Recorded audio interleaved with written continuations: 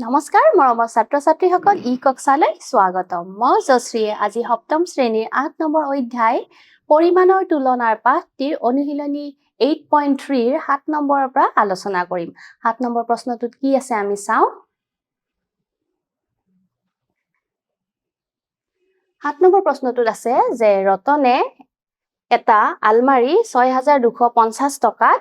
কিনি ২৪% লোকচানত বিক্ৰী কৰিলে আলমাৰীটোৰ বিক্ৰী মূল্য কিমান হ'ব ইয়াতে আমাক বেচা দামটো সুধিছে এতিয়া আমি সমাধান লিখি কি দিয়া আছে সেইখিনি লিখি লও দিয়া আছে কিনা দাম কিমান ৬২৫০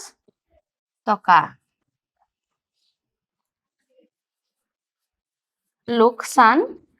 লোকসান কি দিছে ২৪% সো আমি উলিয়াব লাগিব কি বেচা দামটো আমি নাজানো এতিয়া আমাক লাগে লোকসানৰ পৰিমাণটো টকাত উলিয়াব লাগিব সো আমি কি কৰিব লাগিব লোকসানটো উলিয়াবৰ কাৰণে কিনা দামৰ কি হয় লোকসানটো কি হৈছে কিনা দামৰ ২৪% হয় নহয় কিনা দামৰ ২৪% হৈছে লোকসান গতিকে আমি কি কৰিব লাগিব লোকসানটো এই কিনা দামৰ পৰা উলিয়াই ল'ব লাগিব এতিয়া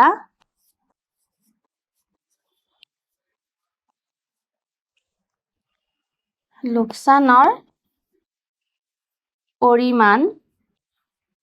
কি হ'ব কিনা দামটো আছিলে 6250 ইনটু ইয়াৰে 24% 6250 ইনটু 24/100 ইয়াৰে শূন্যৰ লগত কেনসেল হ'ল নেক্সট এইটো 2ৰে 5 বাৰ আৰু এইটো যাব 12 বাৰ ঠিক তেনেকে এইখিনি যাব 5ৰে 5টো এবাৰ আৰু এইখিনি যাব 1 2 5 আমি কি পালো 125 ইনটু এইফালে আছে 12 নেক্সট স্লাইড যাও আমি কিমান আছিলে 125 ইনটু 12 এইখিনি তোমালোকে ইয়াতে পূৰণ কৰিবা এইখিনি কিমান হ'ব লাগে 15 আহিব লাগে মই তোমালোকক কৰি দেখুৱাই দিও 10 4 5 2 5 2 1 কিমান পালো আমি 1500 টকা তেওঁৰ লোকসান হৈছিলে ঠিক আছে এতিয়া উলিয়াব লাগিব আমি কি বেচা দামটো আমি উলিয়াম আকৌ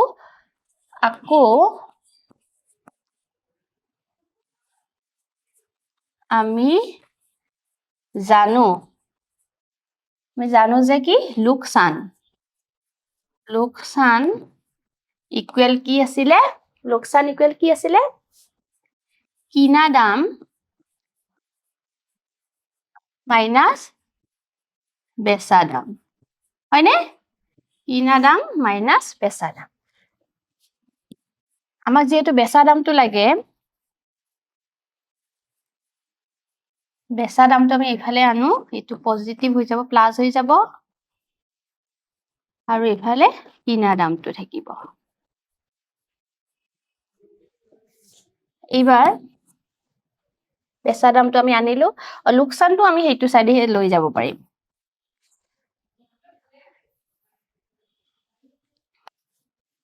যেহেতু লোকসানৰ মানখিনি আমি পালোয়ে লোকসানটো আমি এইফালে আনিলে হ'ব মাইনাস ঠিক আছে এতিয়া মানবোৰ বহাই গলে হল কিনা দাম আছিল কিমান ৬২৫০ টকা আৰু লোকসানটো কিমান হৈছে 1500 টকা এতিয়া এইখিনি তোমালোকে বিয়োগ কৰি দিবা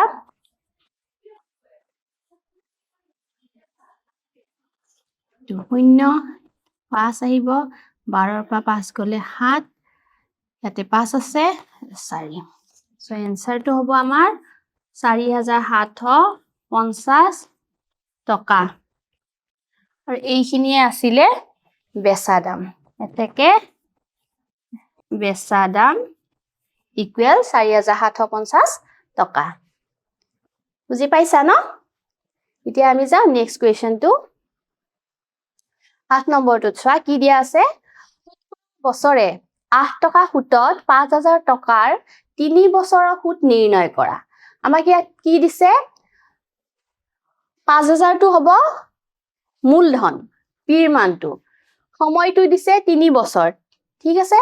আৰু সুতটো হ'ব 8 টকা সুত তাৰ মানে 108 টকা হেহে আমি এটো সুতৰ হাৰটো 8% লব পাৰিম এতিয়া আমি ইয়াতে লিখি দিও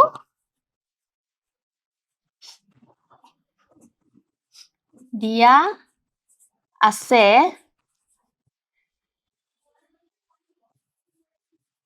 মূলধন পি কিমান দিয়া আছে 5,000 টকা হয়নে আৰু সুতৰ হাৰ R2 দিয়া আছে কিমান 8% সময় T2 দিয়া আছে কিমান 3 বছৰ আমি উলিয়াব লাগে কি আইৰ মানটো উলিয়াব লাগে সুতটো উলিয়াব লাগে নেক্সট স্লাইডত যাও যেহেতু I equal to কি হয় P R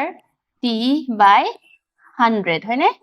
P আছে 5,000 টকা পূৰণ R মানে 8 আৰু সময়টো আছে 3 বছৰ তলত 100 এটো শূন্য কেনসেল এটো শূন্য কেনসেল আৰু যাব নেকি নাই ওপৰত আছে এইখিনি 50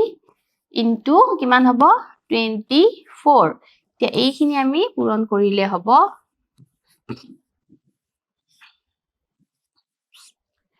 20 থাকিল 2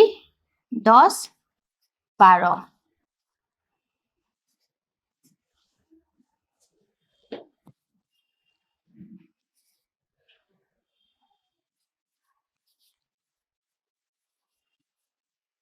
এইখিনিয়ে আছিলে তেওঁৰ সুদ ইন্টাৰেষ্টটো 1200 টকা নেক্সট যাও আমি 9 নম্বৰ প্ৰশ্নটো 9টোত চোৱা কি দিয়া আছে ডালিমিয়ে এবছৰৰ বাবে বছৰি 5% হাৰত 120 টকা সুদ দিয়ে তেওঁ কিমান টকা ধাৰলৈ লৈছিল এবাৰ এই প্ৰশ্নটোত আমাক মূলধনটো উলিয়াব দিছে ইয়াতে দিয়া আছে সুতৰ হাৰ দিয়া আছে তাৰ পিছত দিয়া আছে সুতটো দিয়া আছে আৰু সময়টো দিয়া আছে আমি কি দিয়া আছে খিনি লিখি লও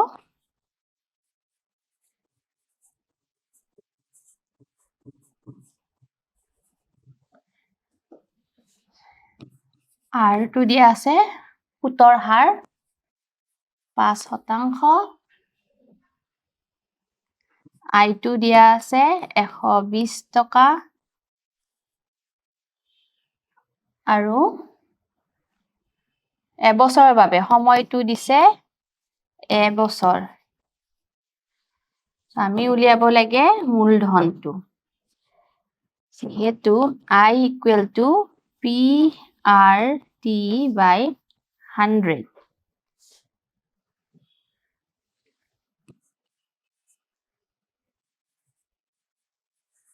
ইয়াতে আকৌ লিখি দিলো নহলে দিগদাৰ হয় I2 দিয়া আছে আমাক কিমান 120 হয়নে P2 উলিয়াব লাগিব R দিয়া আছে কিমান R দিয়া আছে 5 আৰু ইফালে 1 বছৰ 5 আৰু ইফালে 1 আৰু তলত থাকিব 100 এতিয়া এইখিনি মই ইফালে আনো লগতে P into 5 এনেকে লিখি দিলো এতিয়া লাগে আমাক অকল P হেহে P2 হেতু সাইডে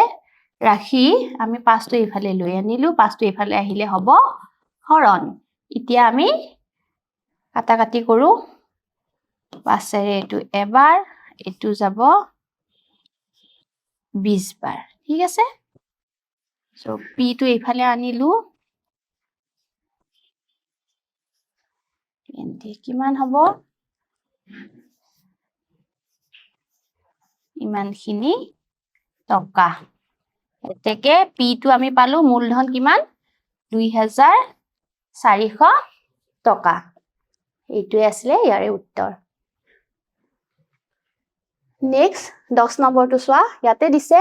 1,25,000 টকাৰ 10% সুতৰ হাৰত 1 বছৰ 6 মাহৰ সুদ উলিওৱা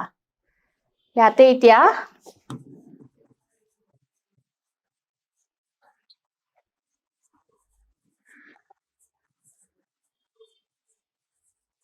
কি দিয়া আছে এটো হল মূলধন পিৰ মানটো দিছে 1,25,000 টকা হয়নে আৰু দিয়া আছে আৰৰ মানটো কিমান 10% 10% আৰু সময় টি টো দিয়া আছে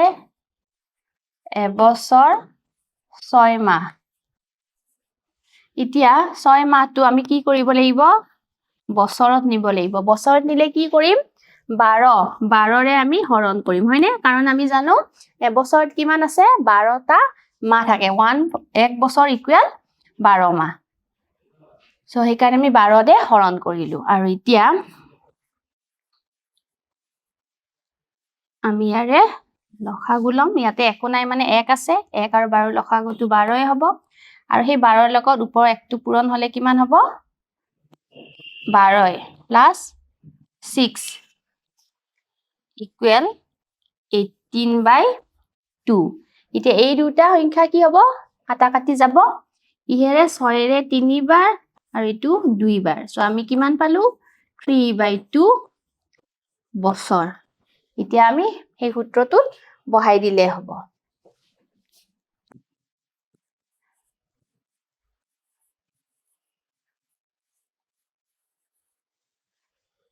এতিয়া চোৱা আমাক কি ইয়াতে উলিয়াব দিছিলে আই এটো লিখি দিয়া কি উলিয়াব দিছে হেতু কোৱেশ্চন মাৰ্ক দি পেলাই থৈ দিবা তাৰ পিছত এতিয়া পি আছিলে 1,25,000 ইনটু আৰ মানে আছে 10 আৰু টি টো আছে হেতু আমি 3/2 বছৰত নিলু নহয় তো এনেকে লিখিব লাগিব নেক্সট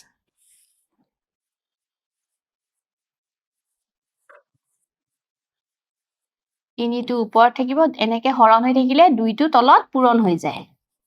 এইবিলাক জানাই চাগে ন এনেকে যদি থাকে ওপৰত হৰণৰ ওপৰত হৰণ হৈ থাকিলে তলৰ সংখ্যাটো হৰটো ইয়াৰে হৰৰ লগত পূৰণ হৈ যায়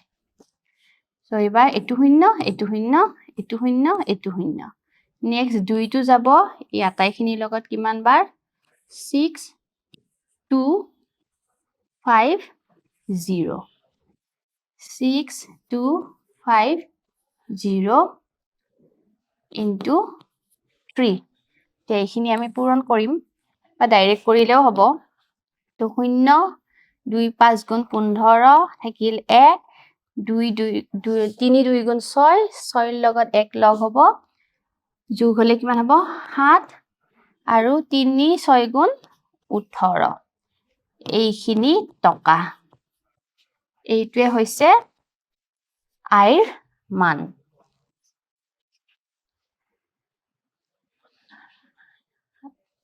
ঠিকে আছে নেক্সট অনুশীলনী 8.3 ৰ শেষৰ প্ৰশ্নটো এইটো 11 নম্বৰত কি দিছে যে শতকৰা বছৰি 12 টকা সুতত 1500 টকাৰ 2 বছৰ 9 মাহৰ সুদ আৰু সবৃদ্ধি মূল উলিওৱা ইয়াতে দুটা বস্তু উলিয়াব দিছে আইৰ মানটো উলিয়াব দিছে আৰু সবৃদ্ধি মূল মানে এৰ মানটো এমাউন্টটো উলিয়াব দিছে সো এতিয়া আমি এটো কৰি চাও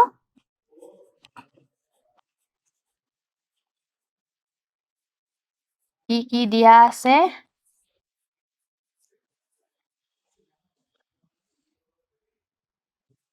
পি দিয়া আছে 1500 টকা তাৰ পিছত শতকৰা বছৰি 12 টকা সুতত বুলি কওঁতে আৰৰ মানটো হৈছে 12 শতাংশ 12%, আৰু সময়টো দিছে 2 বছৰ 9 মাহ, এইটো আমি কিহত নিব লাগিব বছৰত, 9/12, এইটো হ'ব 12, 12 লগত 2 পূৰণ হলে 24 যোগ 9, so এইখিনি হ'ব কিমান 33/12 বছৰ, আৰু এইখিনি কাটা কাটি নাযায়। so এতিয়া আমি নেক্সট স্লাইড লওঁ, আৰু উলিয়াব দিছে কি তাতে আই, আৰু উলিয়াব দিছে কি সবৃদ্ধিমূল মানে a এমাউন্ট, এইটো উলিয়াব দিছে। so আমি এতিয়া লিখিম যেহেতু I equal to PRT/100 equal P টো হল 1500 আৰু ইফালে 12,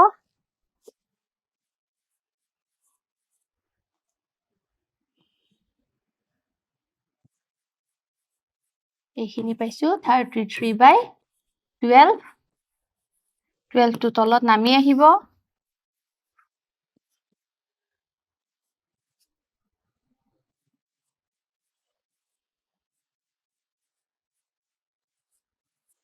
ইয়াতে এই 12টো আৰু এই 12টো কেনসেল যাব, এইটো 0, এইটো 0, এইটো 0, এইটো 0 কেনসেল, থাকিব 15 into 33, so এইখিনি আমি ইয়াতে পূৰণ কৰি দিও,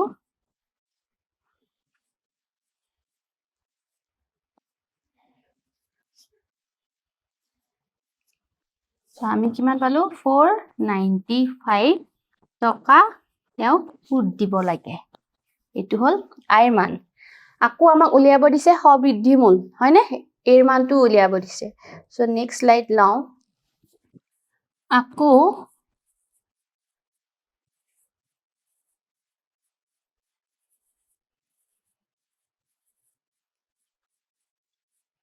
এই মানে কিমান আছিলে মূলধন P প্লাস সুদ, হয় নে, মূলধনটো আমাৰ কিমান আছিলে 1500 প্লাস 495, এইখিনি আমি যোগ কৰিলে পাম 5991, ইমানখিনি টকা আমি পাম।